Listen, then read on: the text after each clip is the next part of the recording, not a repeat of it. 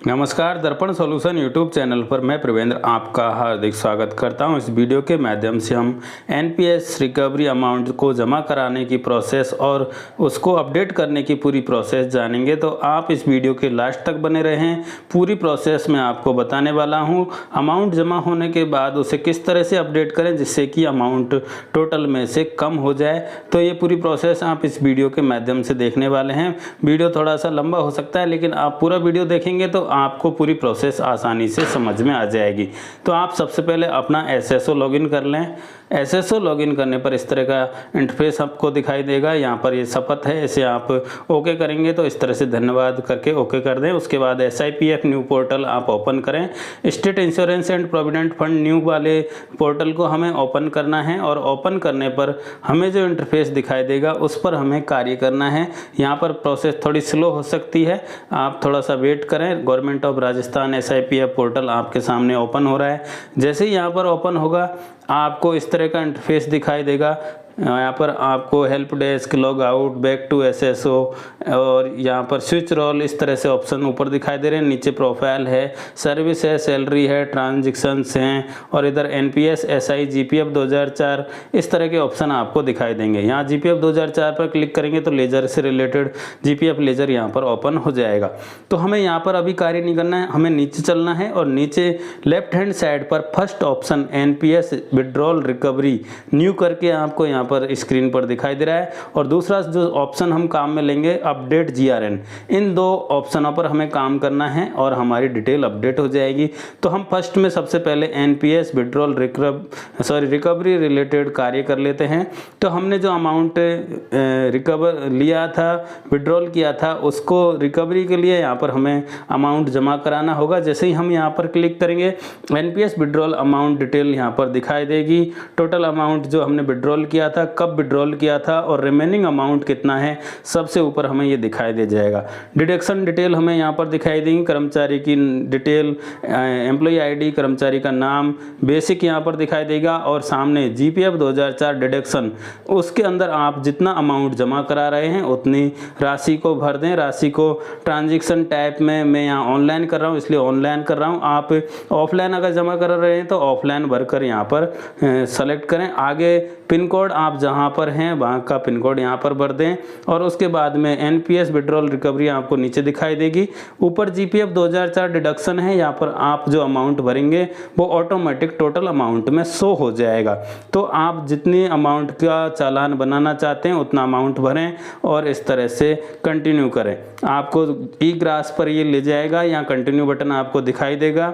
अब यहाँ पर दो ऑप्शन हमें दिखाई देंगे, ई-बैंकिंग और पेमेंट गेटवे क्रेडिट कार्ड। इस तरह से आप जो भी सेलेक्ट करना चाहें वो यहाँ से सेलेक्ट कर सकते हैं। ई-बैंकिंग के लिए आप चाहें तो पेमेंट जो है क्रेडिट कार्ड, डेबिट कार्ड के माध्यम से देना चाहते हैं तो वो माध्यम आप सेलेक्ट कर लें। जो भी आपको सूटेबल लगे उस ऑप्शन के माध्यम से आप पेमेंट करें। यहाँ पर दो ऑप्शन होंगे, इंटरनेट बैंकिंग और सेकंड वाला है क्रेडिट कार्ड, डेबिट कार्ड या पेमेंट गेटवे के माध्यम से पेमेंट का हम यहाँ पर ऑप्शन सेलेक्ट कर लेंगे। यहाँ पर जो भी आपको सूटेबल लगे वो ऑप्शन आप सेलेक्ट करते हुए आगे प्रोसेस करेंगे। तो हम ई-ग्रास पर पहुँच चुके हैं। अब यहाँ पर हमारा चालान जनरेट हुआ है, उस चालान को हमें ऑनलाइन पेमेंट करना है। तो पेमेंट करने के लिए यहाँ पर हमारे कई सारे ऑप्शन दिखाई दे रहे हैं। यहाँ पर नेट बैंकिंग के लिए चार्ज नहीं होगा और अदर जो ऑप्शन हम सेलेक्ट करेंगे उसके लिए चार्ज यहाँ पर दिखाई देगा। यहाँ पर हमारा ई चालान जनरेट हो गया है। इस ई चालान के लिए यहाँ पर जो नंबर हमारा जनरेट हुआ है GRN नंबर सबसे ऊपर आपको दिखाई दे जाएगा और उसके बाद आप सारी डिटेल अच्छे से मिलान कर लें। यहाँ पर जो डिटेल GPF 2004 से रिलेटेड अकाउंट पर शो हो रही थी वही यहाँ पर होनी चाहिए और उसके बाद में आप सारी डिटेल मिलाते हुए कंटिन्यू बटन पर क्लिक करेंगे तो आपका ई चालान जनरेट हो चुका है। यहाँ पर आपकी ऑफिस का नाम आ जाएगा, यहाँ पर आपके खुद का नाम, एड्रेस, पिन कोड नंबर और जो बजट हेड हमने सेलेक्ट किया उस बजट हेड की डिटेल यहाँ दिखाई देगी, अमाउंट डिटेल यहाँ पर पूरा दिखाई देगा। और ये सारा कंफर्म होने के बाद हम कंटिन्यू बटन पर क्लिक करेंगे। तो आप इन सारी डिटेल को अच्छे से चेक कर लें, फिर कंटिन्यू बटन पर क्लिक करें।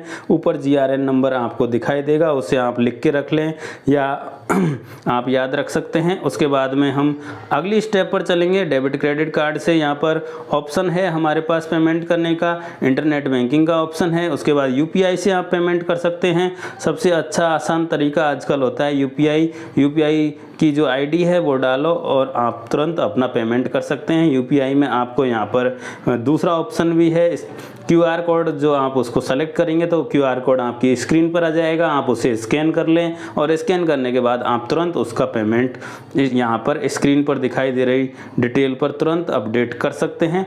तो यहाँ पर जो ऑप्शन आपको दिखाई देंगे, डेबिट क्रेडिट कार्ड का ऑप्शन है, इसमें चार्ज लगेगा, इंटरनेट बैंकिंग में चार्ज नहीं लगेगा, UPI में भी चार्ज नहीं लगता है। तो इस तरह से ये सारी डिटेल यहाँ पर जो मांगी जा रही है उन्हें भरते हुए हम पे नाउ पर क्लिक करेंगे। तो यहाँ पर साइड में आपकी ऑर्डर समरी आपको दिखाई जाएगी, ऑर्डर का नंबर दिखाया जाएगा, टोटल अमाउंट दिखाया जाएगा, अगर कहीं प्रोसेसिंग फीस लग रही है तो फीस भी यहाँ पर दिखाई जाएगी। और उसके बाद आप नेक्स्ट करेंगे तो आपके OTP के माध्यम से आपका पेमेंट जमा आप कर सकते हैं। तो यहाँ पर OTP हमारे मोबाइल और मेल पर पहुँच चुका है, हम वहाँ से OTP लेंगे और उस OTP को यहाँ पर कन्फर्म करेंगे। तो इस तरह से हम अपनी डिटेल कंप्लीट करते हुए हमने जो चालान जनरेट किया था, चालान जनरेट किया था, उसके लिए हमने अमाउंट जमा करा दिया है और हमारा जो अमाउंट है वो सक्सेसफुली जमा हो चुका है। यहाँ से हमारे अकाउंट से पैसा कट गया है और यहाँ पर स्टेटस जो है वो भी सक्सेसफुल आ गया है। चालान सक्सेसफुली दिखाई दे रहा है, इग्रास चालान रिसिप्ट यहाँ पर दिखाई दे रही है, GRN नंबर यहाँ पर लिखा हुआ दिखाई दे रहा है, मैं यहाँ से कॉपी कर रहा हूँ। टोटल अमाउंट भी यहाँ पर आपको याद रखना है और यहाँ से प्रिंट भी कर सकते हैं, प्रिंटर का ऑप्शन है। इस रसीद को हमने यहाँ से प्रिंट कर लिया, हम यहाँ पर इसको सेव कर लेते हैं। आप इसको प्रिंट लेना चाहें तो तुरंत प्रिंट ले सकते हैं, ये हमारे लैपटॉप में हमने सेव कर लिया है। 3 सेकंड में ये ऑटो डायरेक्ट होगा, यहाँ पर जो हमारी वेबसाइट है उस पर ले जाएगा। तो हम यहाँ पर इसका वेट कर रहे हैं, तो ऐसे ऑटोमेटिक यहाँ पर सर्वर एरर आ गया है। हम जो SIPF पोर्टल पर जाने थे वहाँ नहीं पहुँच पाए, हम वापस से SSO सर्च करेंगे, SSO पर हम जाएंगे, लॉगिन करेंगे और वापस से हम अपने न्यू SIPF पोर्टल पर जाएंगे।